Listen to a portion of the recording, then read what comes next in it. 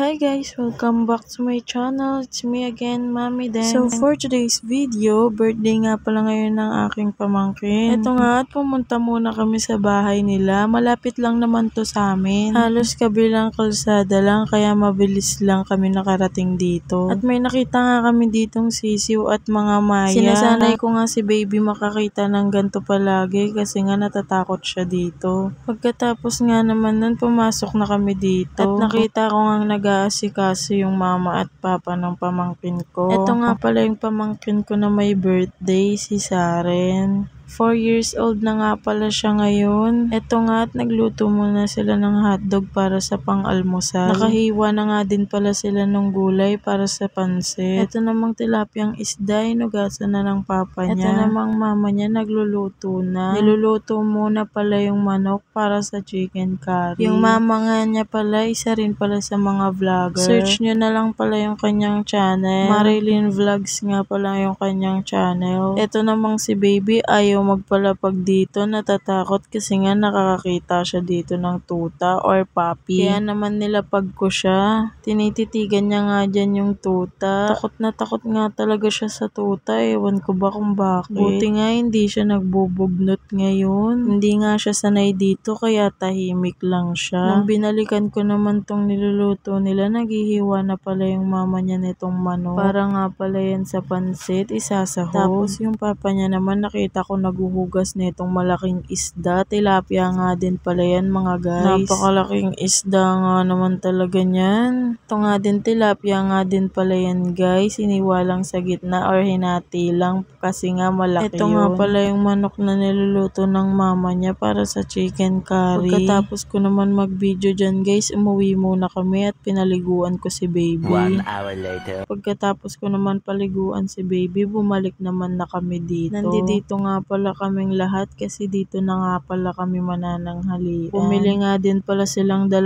tubo ng ice cream. At ito nga isa ko pang pamangkin, nag-aantay ng buksan yung ice cream. I'm sure kilala niyo yung baby na yan kasi vlogger din yung mama niya. Pumasok na nga pala ako dito sa loob nila at ito na nga pala yung mga naluto nila. Meron nga pala silang spaghetti, chicken curry, adobong manok at hotdog. At syempre hindi pwedeng mawala itong cake. Nagulat nga ako dyan kasi sumampa to sa aking tuta. Ito namang mga pamangkin ko busy din sa cellphone. Ang dami nga namin dito, buti na lang medyo malaki yung bahay nila. Nag-video lang naman ako dito saglit. Binidyoan ko lang itong mga food nila na handa ng aking pamangkin. At ito nga, ganito nga pala kagulod sa kanila nung madami ng bata. Diyos ko po.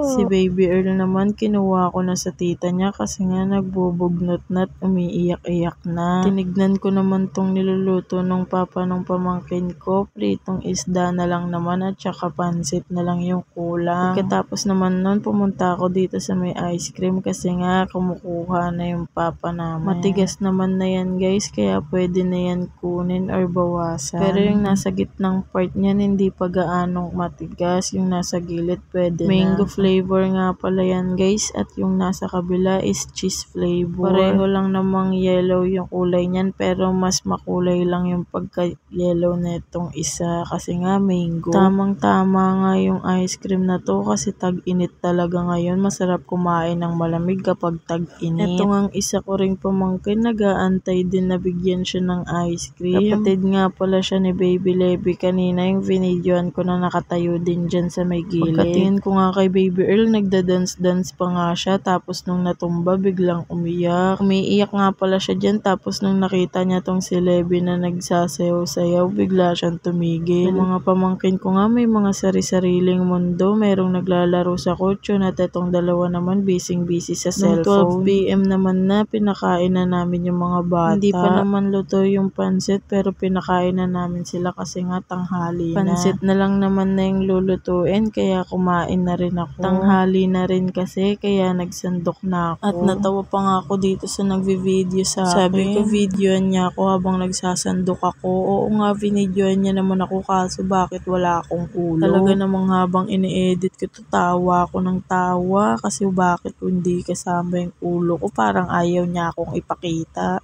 Eto na nga at nagsandok na ako ng kanin. Naparami nga ako ng sandok ng kanin dyan pero kaya kong ubusin yan. Tumakaw rin kasi talaga ako ng sobra. Nagsandok na nga rin pala ako dyan ng adobo at nagsabaw-sabaw lang ako dyan. Pagkatapos naman nun, naglagay lang din ako netong chicken curry. Kumuha nga din pala ako dyan ng hotdog guys. Hindi ko lang sa inyo na ipakita. Sa mga oras nga na yun, nagugutom na talaga ako kasi tanghali na rin. Kaya kumain na ako kahit hindi pa luto yung pansit. Ganon ako pala desisyon. Charis, sabi nga nung nagvi-video sa akin dyan, bakit naman napakatagal mo naman magsandok? Hindi naman daw maraming sinasandok ko pero bakit napakatagal ko? Nung nakapagsandok naman na ako, sumayaw-sayaw pa ako at minodel-model ko pa yan. Nagmukha tuloy akong balyena. Nung nakapagsandok naman na ako, umupo lang ako dito sa tabi tapos kumain na ako. Nung mga oras nga pala niyan, tulog na si baby kaya nakakain ako ng mapayapa. Kasi kapag gising si baby na kumakain ako, halos hindi ako nabubusog kasi saway ako ng saway. Ang likot niya kasi kapag sinusubuan ko siya. Oo nga pala guys, pinapakain ko na pala si baby ng kanin pero hindi naman ganun karami, pa konti-konti lang. At saka yung pinapakain ko lang naman na sa kanya is yung may sabaw lang, hindi naman totaling kain talaga. Nung natapos naman na akong kumain, tinignan ko tong handa nila, halos wala pang bawas, parang ako pa lang yung kumain. Napakadami ngang handa. Inantay nga lang namin yung ate ng birthday celebrant tapos kinantahan na namin siya. At bago nga tayo makapiright, i-speed ko na tong mga mare.